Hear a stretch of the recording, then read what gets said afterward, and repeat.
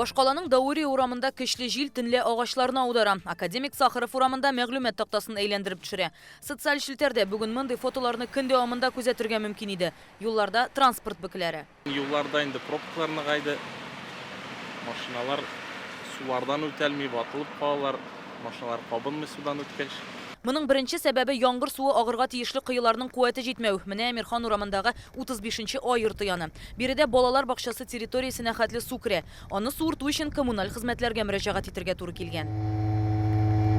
Бөкеләр яңгыр кыйлары эшләмәүдән генә түгел, су үткәнлектән Казан урамнарында светофорлар эшләми башлаган. Транспорт хәрәкәте катлаулана, юлларга инспекторлар чыга. Шәһәрнең башкарма комитеты хәбәр итүенчә, светофорларны көне буе ремонтлыйлар. Бүген төнлә һәм көндез көйсез һава торышы шартларында 22 светофорның кайсы сүнә, кайсы сары төс белән генә янып тора башлаган.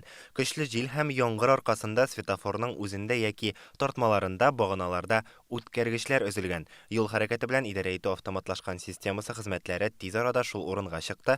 Хәзергә 16 светофор тәртипкә китерелде. Казан халкы һава торышының мондый үзгәрешләренә аптырамый инде. Миңа барыбер җылы да, салкын да, табигатьнең һәр көне безнең өчен кадерле. Ел саен экологик яктан безнең үзгәрешләр. Скорее всего, бу глобальное потепление. Кыш көне яңгыр яву күңелле түгел инде ул, әлбәттә. Саф һава, сулар тышта йөриселәр килә. Ул бит инде табигать шулай ясалган. Бернәрсә дә аңа сүгеп тә булмый, ничә бала яшисен дә булмый, ала ярамый инде табигать ни язган. Синоптиклар бу хәлләрне Европа өстендә яшкан Бенедикт циклонына бәйләп аңлата. Ул Төркиягә дә давыл алып килде. Шулай ук Кырымда, Мәскәү белән Санкт-Петербургта үзен сиздерде. Смещается на европейской территории России. Россиянең Европа территориясе буйлап бу циклон бик тиз хәрәкәт итә. Без аның алгы сафында атмосфера градиенты дигән өлешендә идек. Шуңа бәйле рәвештә һава үзгәрде. Бу атна дәвамында табигатьтә үзгәрешләр дәвам итәчәк. Температура әле минус, әле плюс булыр дип көтелә.